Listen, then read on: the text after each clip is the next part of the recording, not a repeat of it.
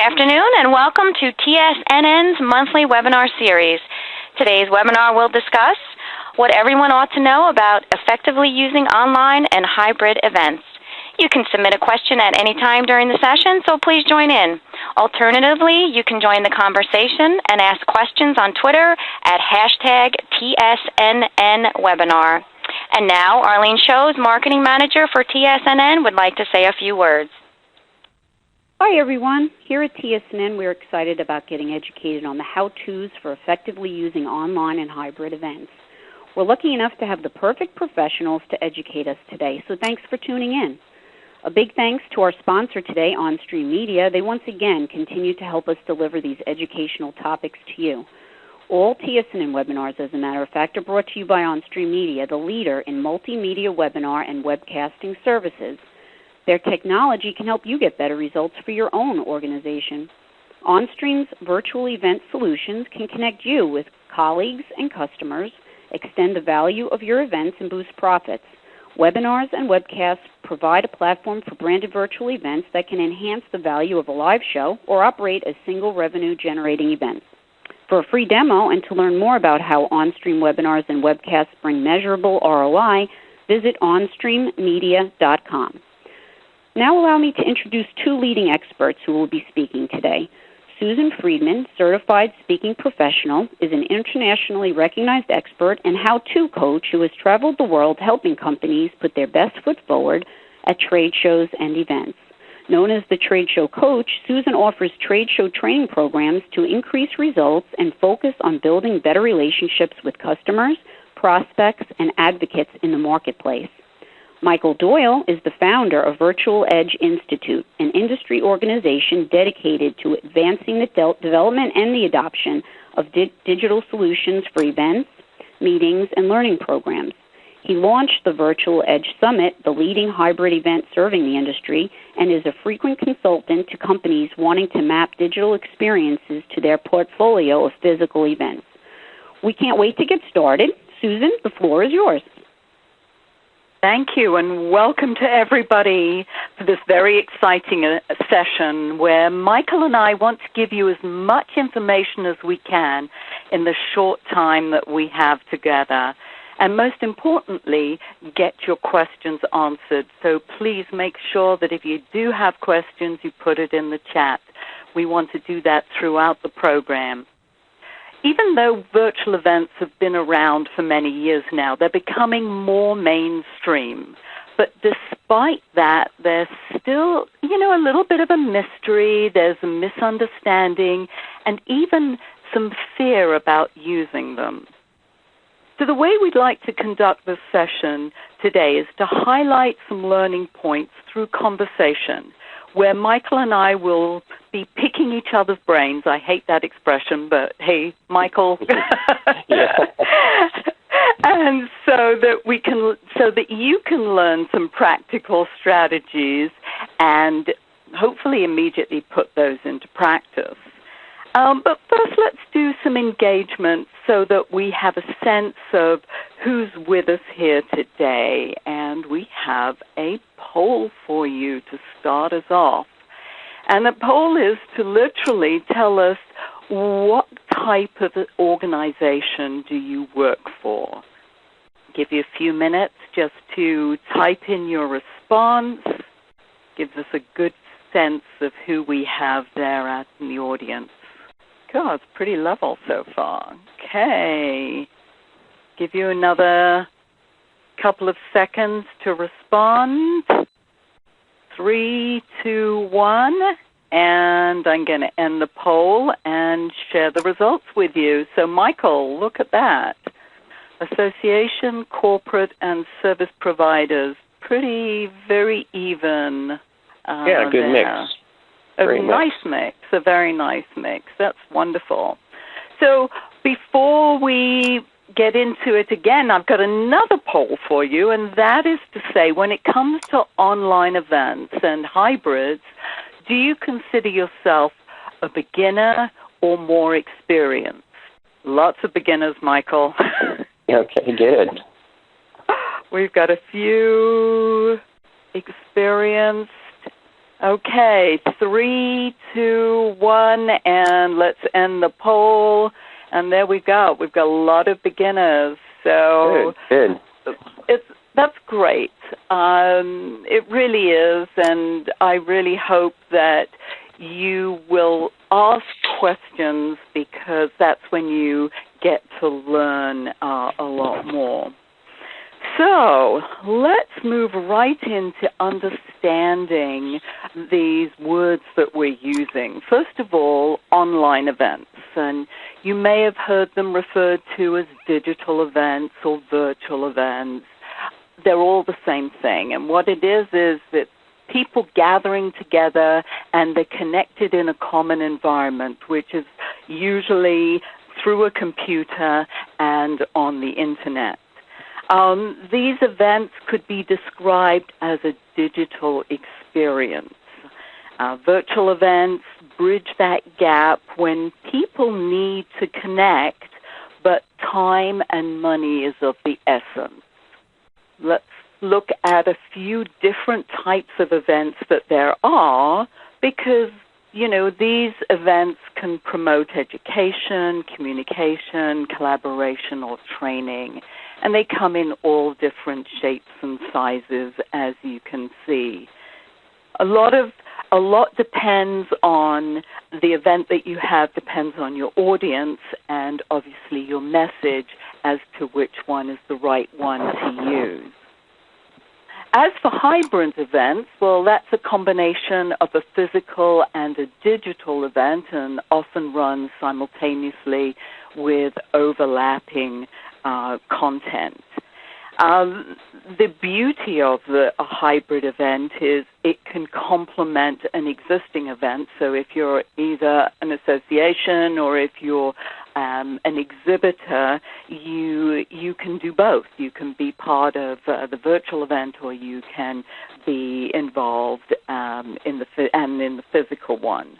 It's going to give the event longevity. So as an exhibitor, you're around longer in front of people who may not be able to attend a physical event. And that's the whole beauty of these virtual events, because they extend the reach, and attendees from around the globe can participate. And I know we've got people from different parts of the world on this program today, and if this had been live, they wouldn't necessarily have been able to participate. So it's wonderful that we can do that. Michael, anything else to add on any of those? No, I think you did a great job. And by the way, I just love listening to your voice and your accent. So I may just let you do most of the talking today. So. You're going to make me work for my money. Thank you. Exactly. For those of you, I know we're gathered all over the States, and as we said, all over the world. I'm in upstate New York, and Michael is out there in, what is it? Is it San Francisco, California? Where are you exactly? I'm just out there. Let's put it that way. You're just out there. You're in you're in California somewhere. I'm in the Bay Area. So yeah. You're in the Bay Area. Okay, wonderful. So let's get right in and focus on mistakes. I think that's always a great place to start. We all make mistakes. I make them, you make them, Michael makes them, But let's look at some common mistakes that are often made in this environment. So, Michael, I know that you feel very strongly about the first mistake, being unclear about business objectives. Give us your take on that.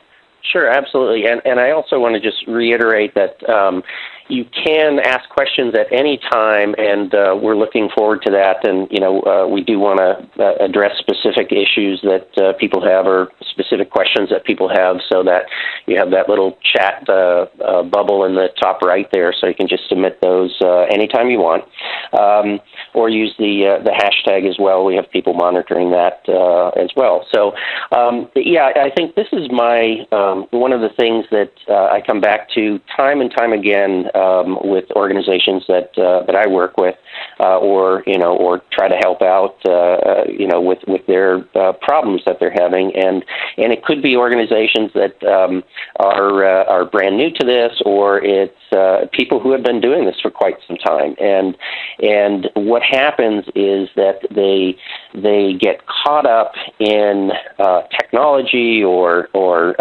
some other aspect of the event, and they kind of lose sight of what their original business objectives were for the event, for the program that they're putting together. And I can't really emphasize enough that you need to start there. You need to start in terms of your planning for whatever kind of engagement you're going to ultimately do, with a strong sense of the objectives and the goals of the program, because that's going to really come back and guide every decision that you make throughout the entire process of planning and producing that that engagement.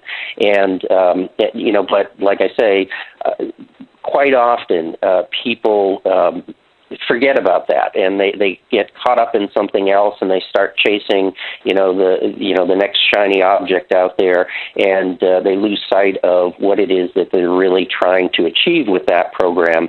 And to me, that's the main thing, is to be able to establish what that is, make sure everybody understands that, communicate that throughout the entire organization, and then use that as a guide to go through the planning process. And it's just like a physical event.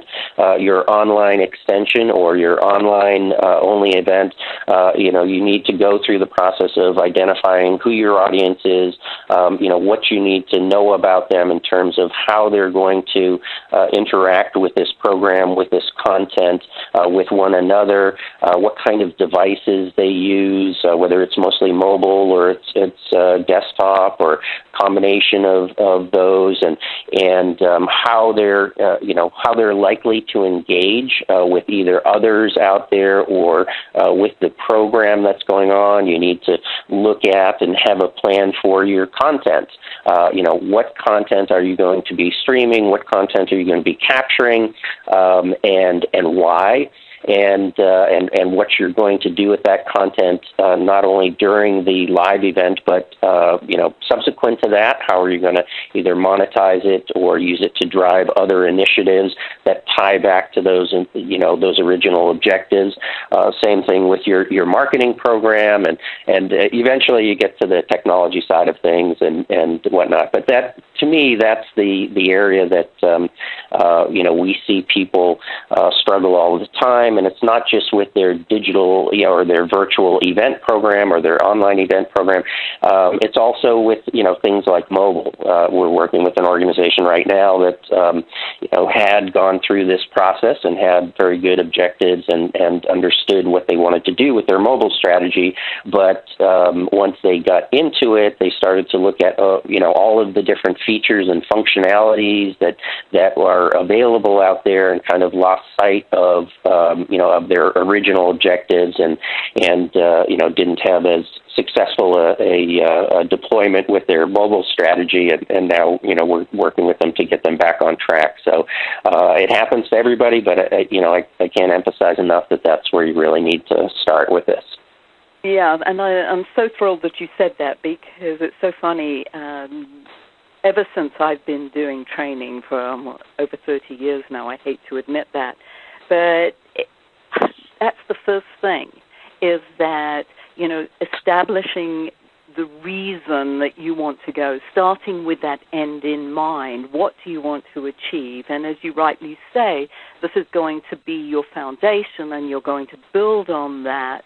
And whether it's a virtual event or whether it's a physical event, the same thing applies. And you rightly said, this is the foundation. You're going to build your marketing from what it is that you want to achieve before, during, and after the show. I've got an example, and Michael, if you want to walk us through, I know that you do a lot of work with PCMA, and I thought this was a really nice example of clear, concise goals. Do you want to just quickly walk us through this? Sure. I will say that there is a session, I believe, that was done at AIBTM recently that I did that one of the Mary Reynolds Kane from PCMA spoke at and kind of walked through in more detail what the program was that and the objectives were for PCMA. And if you go to the AIBTM, I think it's AIBTMamerica.com or something like that. If you search for that, you'll find that, and I believe they have those sessions up and available, recordings of those at least, and you'll be able to get more information about this. But PCMA is a very good example of an organization that I think went through this process the right way. They started out not looking at the technology, but looking at what the business drivers were for them to get involved in producing a hybrid extension of their event.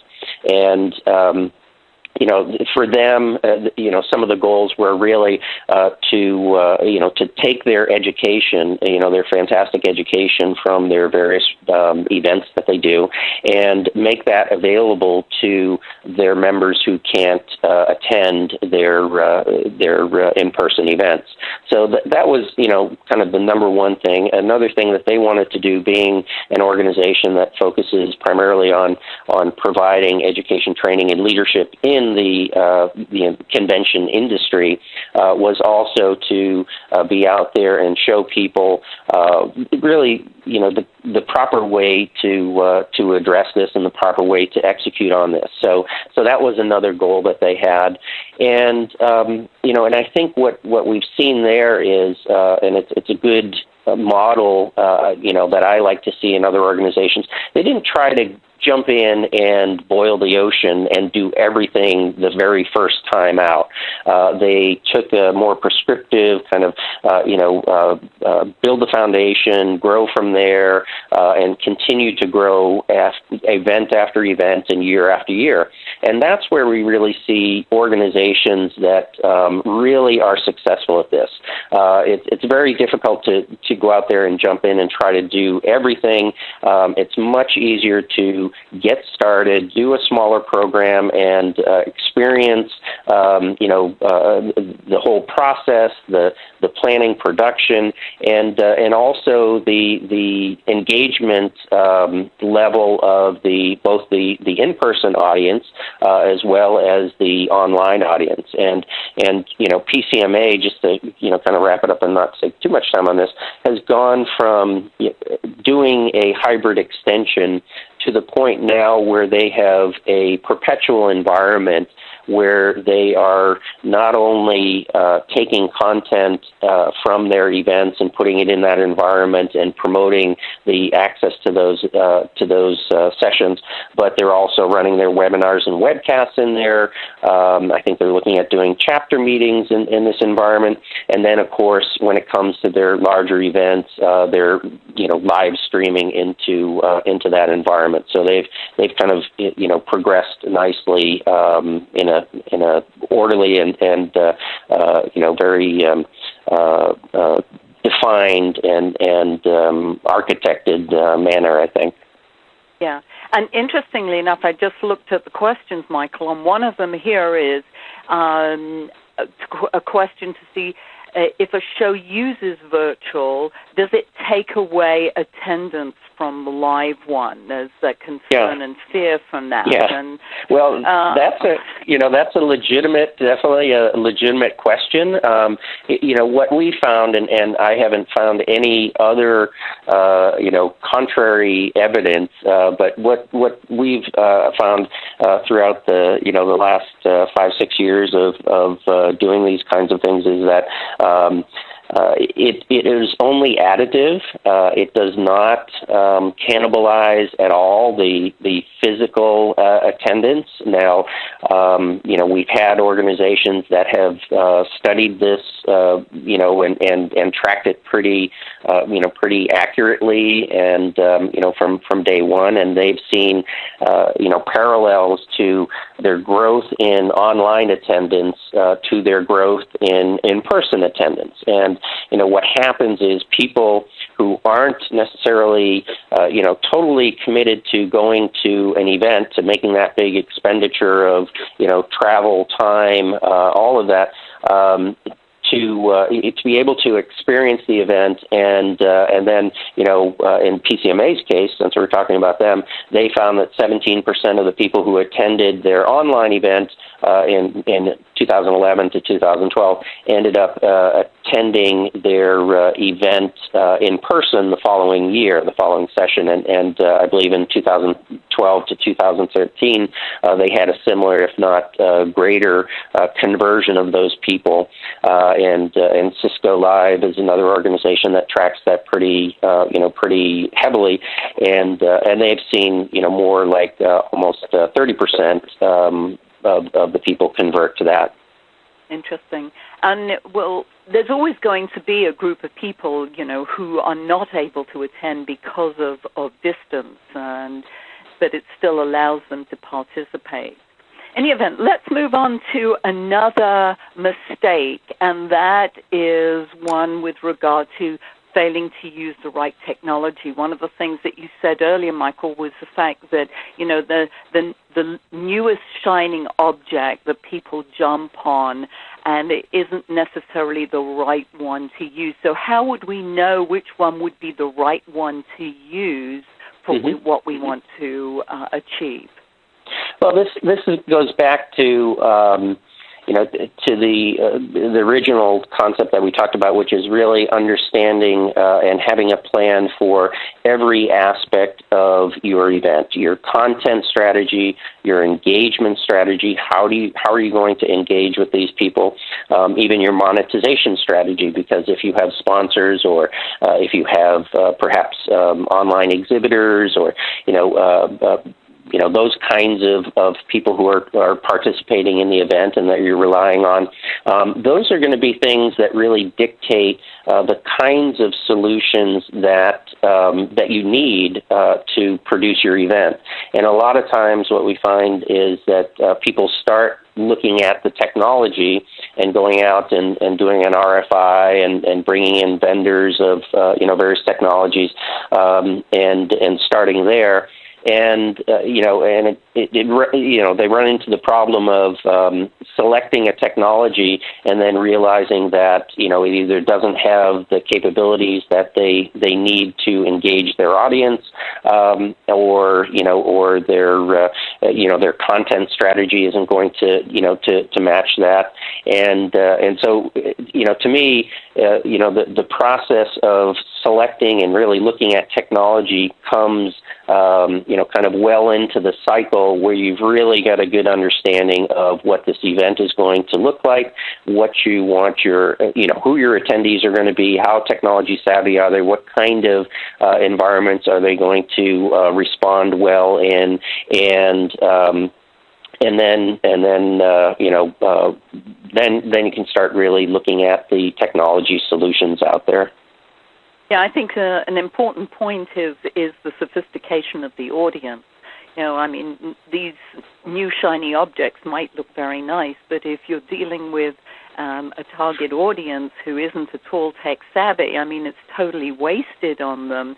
So, as you say, knowing that audience and knowing how tech savvy they are is going to be very, very important when you do decide which is the right technology to use for the event. Excellent. Yeah. Yeah, and I was just going to say too that I know Randy and Patty, a couple people in the audience there, are looking for more information on that and some data. If you go to the virtualedgeinstitute.com, that's the virtualedgeinstitute.com, and also engage365.org. I think you'll find some not only reports and studies there, but also some good good articles and how-to information there, good resources. Yeah, there's some phenomenal resources there. Do check them out. You want to give those addresses again? So engage365.org and then virtualedgeinstitute.com. Excellent, because those are really great resources.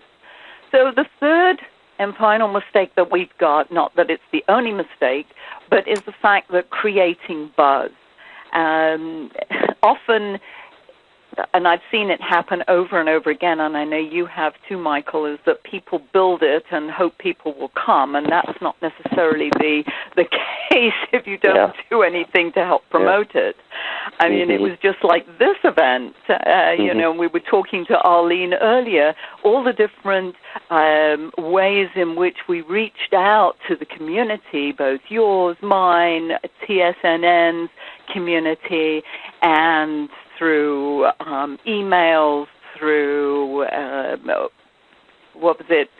tweets and LinkedIn, and I think we've used everything just to help create the buzz to get people to know about the event. And in the same way, you're going to have to do that with whatever event you hold.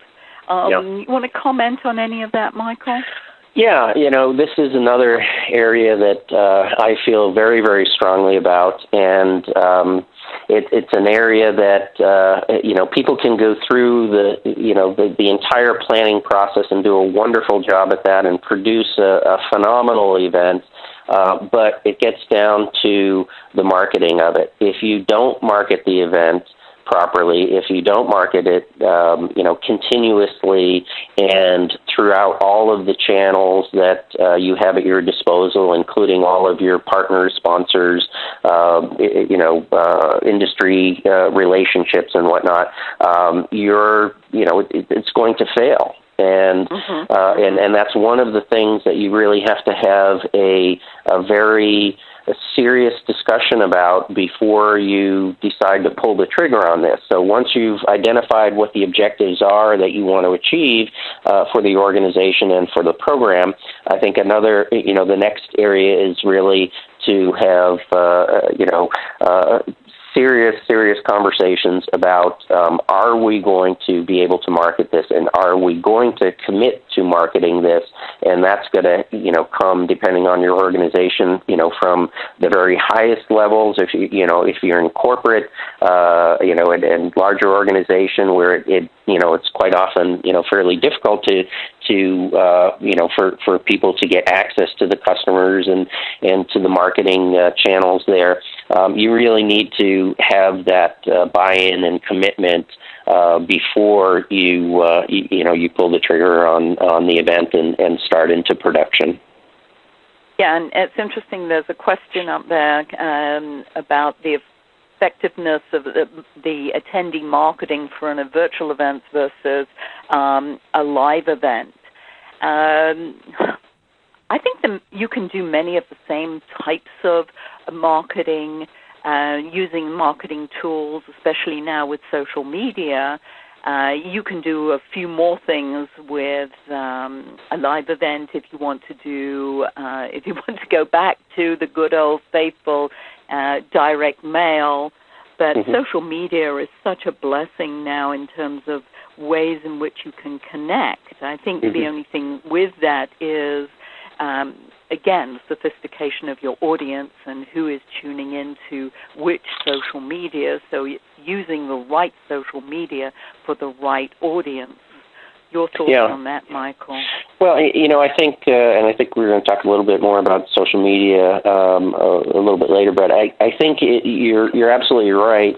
And one thing that, needs to be said too is that when it comes to an online event, research has shown that people wait until the last minute before they commit to it, and that's a good thing and that's a bad thing. It's a good thing because TSNN could do a promotion right now and still get people to attend because they don't have to travel someplace. So there's that part of it.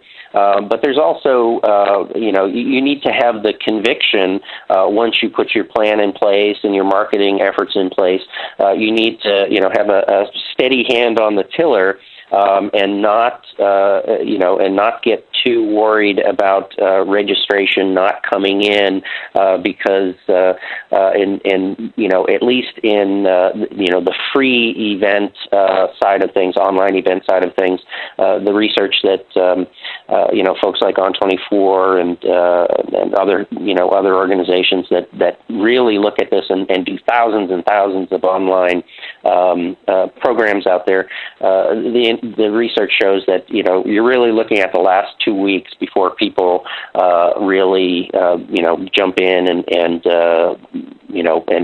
register and commit to the event. So so that's something to keep in mind. As you said, it's scary because up until the last minute, you're never sure how many people are going to be attending. And obviously there's a difference between whether it's going to be a free event or whether it's a paid event. I always find that there's obviously much more commitment when some money has passed through hands. But let's talk more about this whole concept of engagement.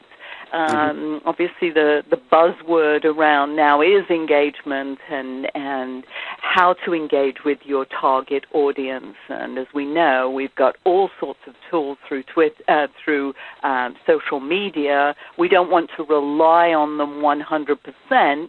And again, depends which one you use based on your target audience. Different ways in which you can drive engagement. Contests, we know, are now becoming very popular if you want to win something. Your QR codes, and by the way, those of you who've got a QR reader on your phone or on your iPad, check out the one that's up here for you because there is a message embedded in there. And so you can see what that says. And then, of course, polls, as we've done some polling. Let's, in fact, go and have a look at another poll, and talk about social media. Let's put this poll up. And this poll is, what social media do you use before,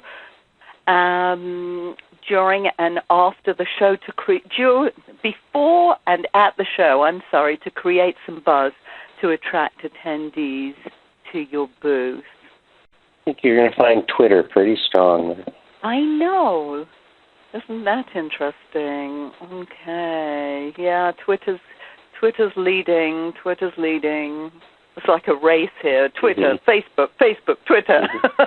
LinkedIn. Come on, LinkedIn. Let's get a few more votes in there.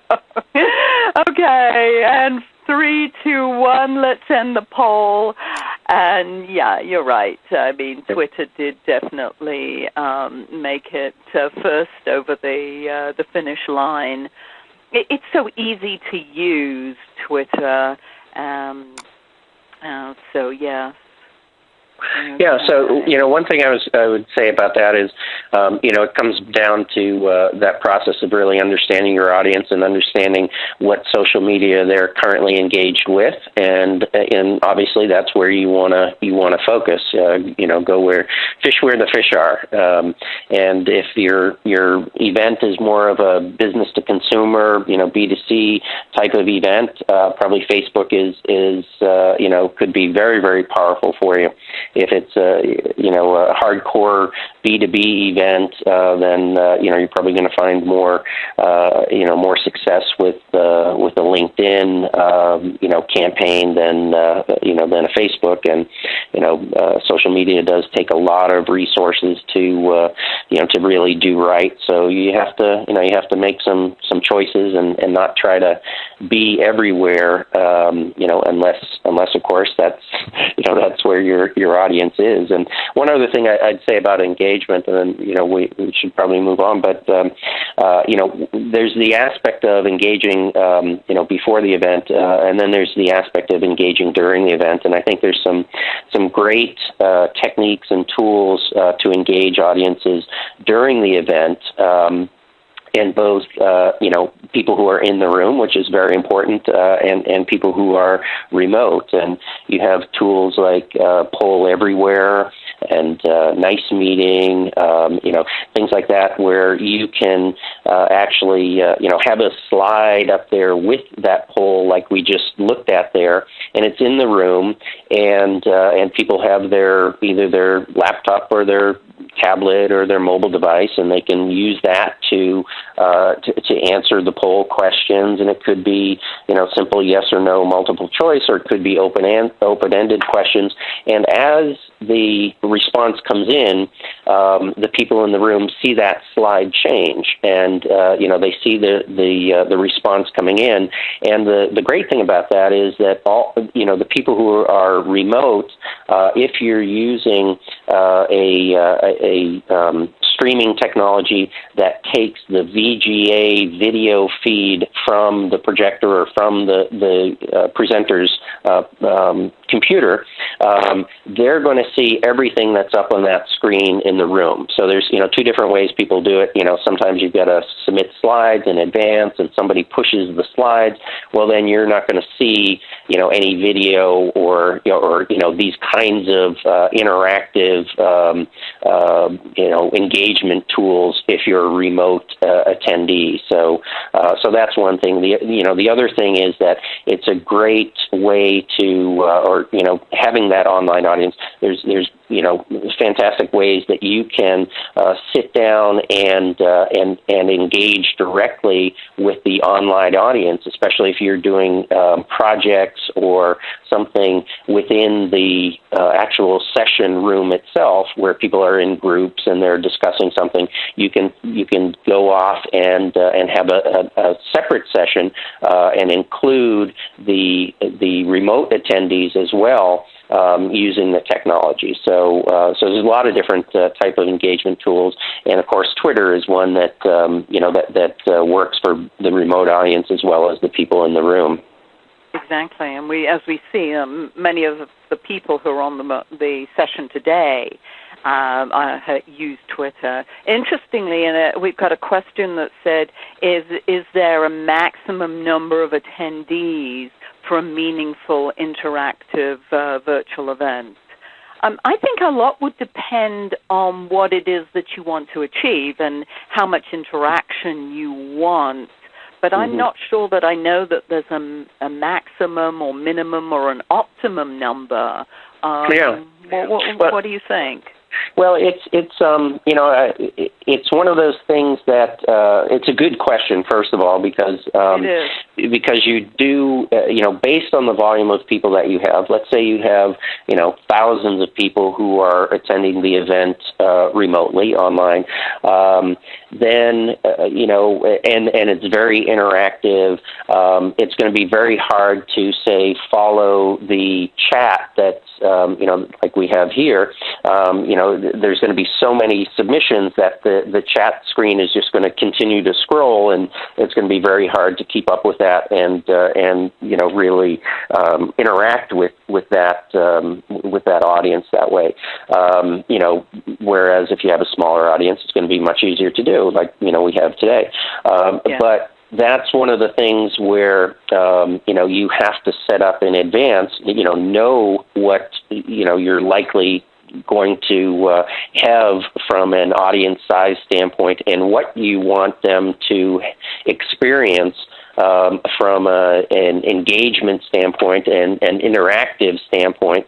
And some organizations, that have very big events, with thousands of people throughout the world on different time zones that are participating in this, they have fairly sophisticated listening posts and teams that are managing the interaction, that are moderating chats and tweets and what people see. So I agree that there's no particular minimum or maximum, but you have to have that plan based on the size of your event and your audience and their location and their bandwidth and their all of these factors are going to play into how you're going to plan and manage that interaction.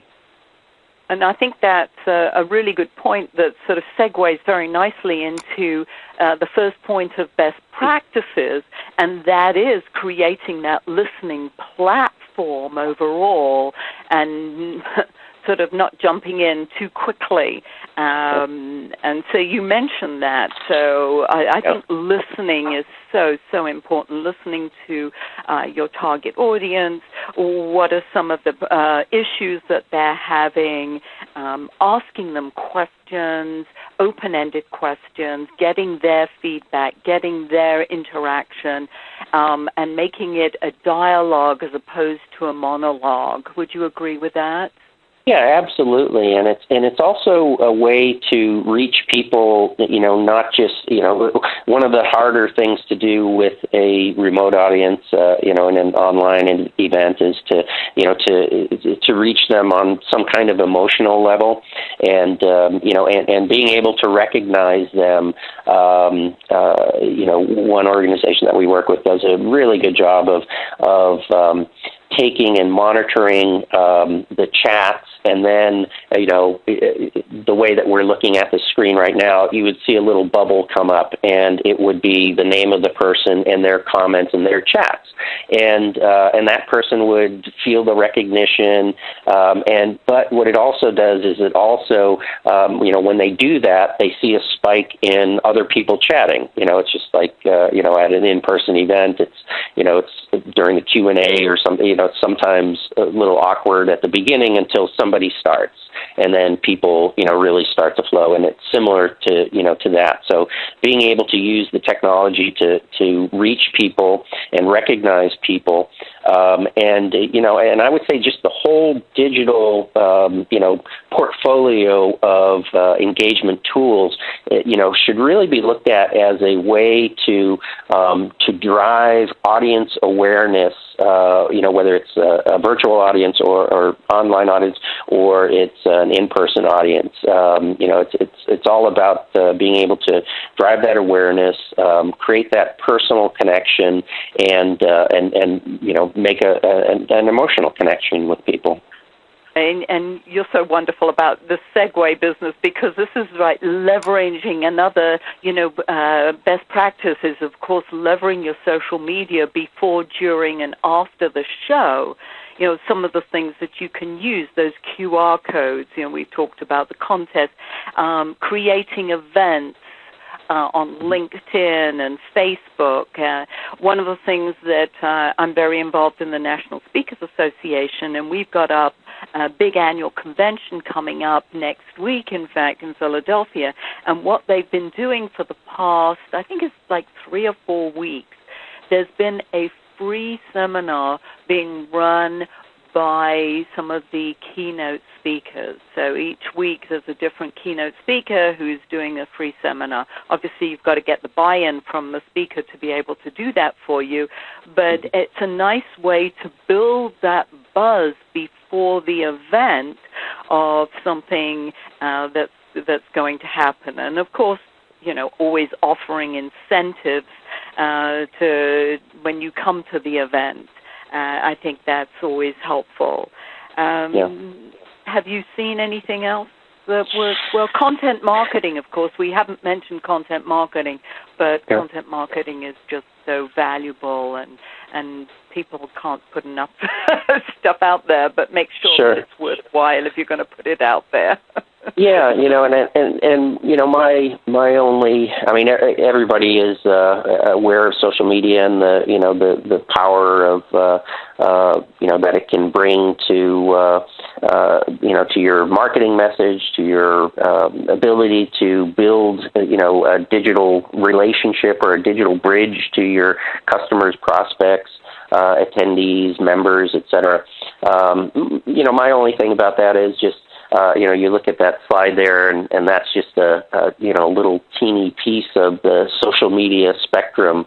Exactly. You've really got to understand where your social media, kind of heat spots are, and where your people are going, to get this kind of information, get this kind of connection, and focus on those rather than trying to do a little in everything. Yes. I mean, again, it's knowing your target audience. Where is your target audience? Are they on LinkedIn? Are they on Facebook? Mm-hmm. Are they on Twitter? Where are they? Because that's the way that you're going to reach them. And it doesn't mean, again, I know that when social media started several years ago, it was this big shiny object that everybody thought, oh my goodness, this is the answer to all our prayers, and all you have to do is to put out some social media again, and people are going to react. And we know that that's not the case. It's just another tool to use, but you've got to know how you need to use it. And again, if you do stuff at the event, can you do some video? Can you do some different interviews? What can you do? Can you do some contests? I'm going to give everybody a challenge now, and that is the first 20 people to mention this webinar in a tweet. And remember, the hashtag is hashtag TSNN webinar. Those of you who mention this webinar in a tweet now, let me know that you did at Susan@thetradeshowcoach.com, and I will send you a copy of a special report on virtual events. So that's just something to get people involved, which is what it's all about, isn't it? It's just getting people involved. And another best practice we know is this whole gamification that's out there. This is not necessarily something I know a whole lot about, but it's out there. And if you want to use it, it's a way to acknowledge people. Talk to us a little bit more about that. What do you know about it, Michael? I feel totally, inept about it, but I know it exists. I know people use it, and I know it's right for a certain target audience. It's not right for everybody. Sure, and I think that's the again, it's part of planning your engagement strategy with your audience, and you will find that based on the demographics and habits and practices of your particular segments of your audience, you find that some people may be more inclined to participate in various kinds of contests and games and challenges and whatnot, and be motivated by different things. One of the things that we do see kind of across the board is when you're able to get people into some kind of teams, and you're able to create a team challenge, then the adoption and engagement tends to be significantly higher than on an individual basis. But again, it depends on the audience segment that that you're working with. And I think there's still a lot of innovation in this area that is going to continue to come, and technologies will impact the kinds of options that people have, and I think it's going to be an area that continues to grow, but it's one of those things where you have to really look at whether it's right for your audience, if it's right for you. Exactly. Yeah, and what it is that you're trying to get from that. So. There's an excellent question that's just come up, Michael. Do you have any stories or case studies where a B2B relationship started virtually and then built to a solid face-to-face relationship? I think that's phenomenal. And do you have anything, off the bat, or is this... Say that again? Do you have a case study where a B2B relationship started virtually and then built to a solid face-to-face relationship?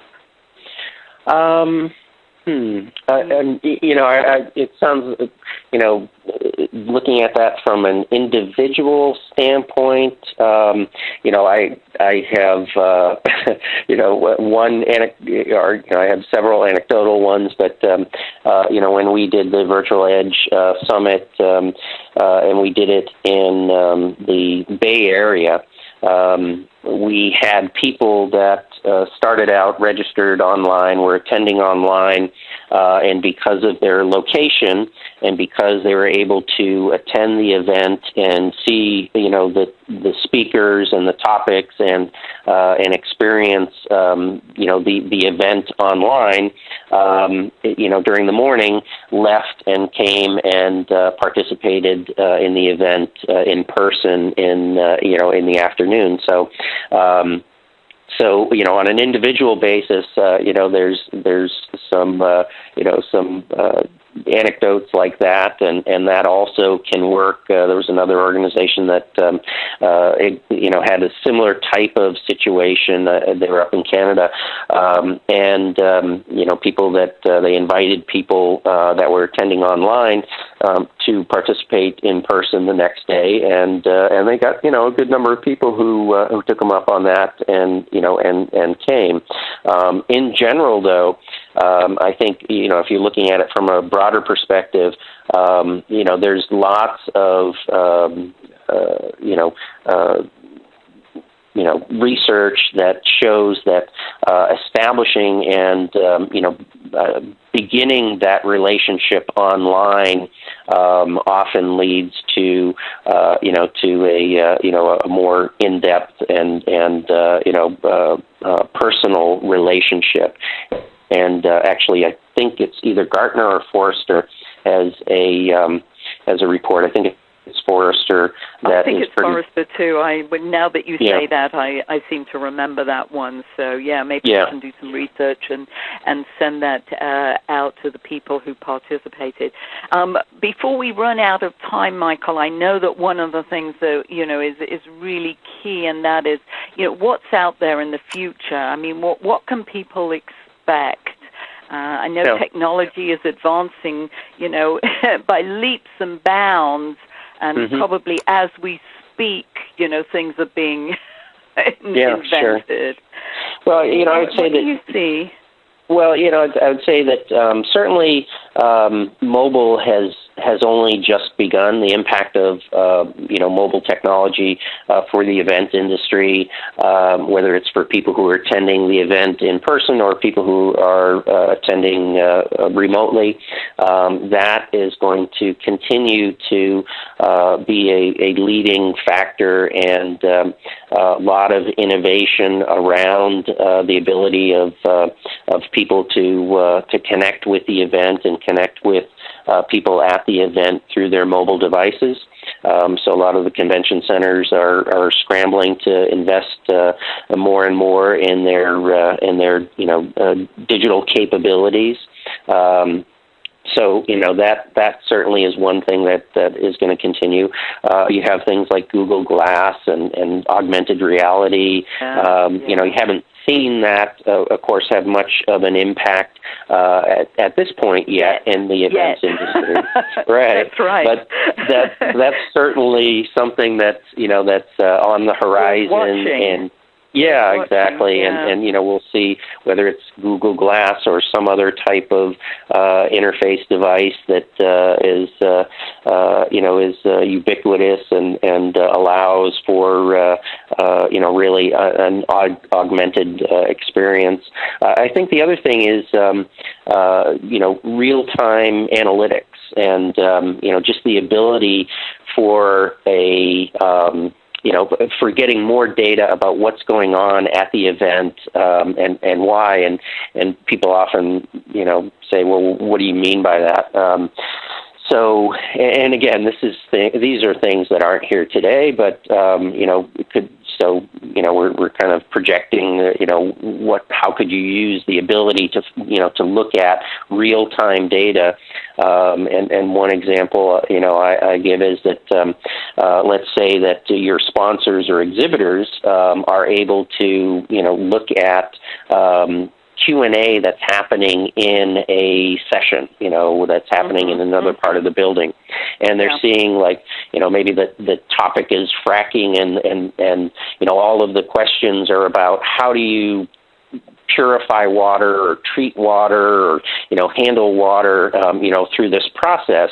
And if you're an exhibitor that has a solution there, well, maybe, you can, look at that and say, okay, I want to change my electronic signage at my booth to really focus on, that kind of solution. Or maybe I want to, sign up online here to buy some digital signage throughout the event, or I want to sponsor, every fracking session,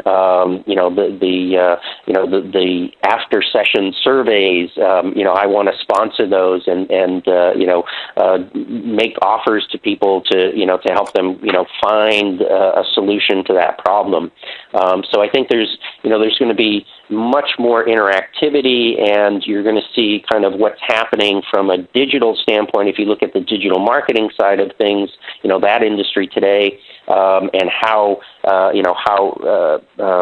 that's changing how people market. Being able to get that real-time information, that's going to impact the event industry as well. And of course, nobody's sure exactly how, but it'll be it'll be for the better. Yeah, and I quickly skip through a couple of slides because I know that you'd mentioned sponsorship and the whole ability to generate some income with that. We're fast running out of time, and I want to say one pearl of wisdom. If you were to leave our attendees with one pearl of wisdom, what would that be? In a nutshell. Well, I would I'm say making that it tough for you. Yeah, well, it's actually somewhat easy. I think that you need to have the skill, the digital skill, the digital strategy, and there is the digital event strategist certification and training program that's out there offered by the Virtual Edge Institute, and you really need, and I'm it's not just us, but there's been major research that's been done on a global basis by IMEX that has shown that that is going to be one of the most important functions, capabilities that face-to-face event producers need to have on their team, or access to to that kind of skill level to be successful and in the future. So it's only a part of what face-to-face events and hybrid events are all about, but it's going to be more and more important as time goes on. And I'll reiterate that, and also the fact, going back to knowing what it is that you want to achieve and then building on that. I mean, if I was to leave, you with that pearl of wisdom, that would be it. And this has been phenomenal, Michael. Thank you. And to all our attendees, I have a special thank you that I'm going to offer every single one of you who would like a 20-minute complimentary coaching call with me. Email me at Susan@TheTradeShowCoach, and we can discuss digital, we can discuss physical, and if we want to tap into some of Michael's expertise, maybe we can. Michael, you've been amazing. Thank you. Thank you to TSNN. Thank you to everybody for attending this session. It has been recorded, and you can check back on TSNN.com/webinars for the recording of this session. So everyone, I appreciate you being here. Thank you so much. Please email me at Susan@TheTradeShowCoach with any other questions, and I will be able to field them with Michael as well. So, Michael, thank you, and thank you to TSNN. Yeah, thank you, and thanks everybody for participating in this. And I know we had some other questions here that we didn't get to, so I'm happy to respond to folks. Just let me know, Susan, what questions you have. Yes, and if you've got questions, please tweet them to me, tweet them to Michael, or as I said, send them to me at Susan@thetradeshowcoach.com. And again, thank you to everyone for participating, and to TSNN for hosting, and to On-Stream Media for their sponsorship. Thank you, everyone. Thank you, Susan. Ladies and gentlemen, this does conclude today's teleconference. We thank you for your participation. You may disconnect your lines at this time, and have a great day.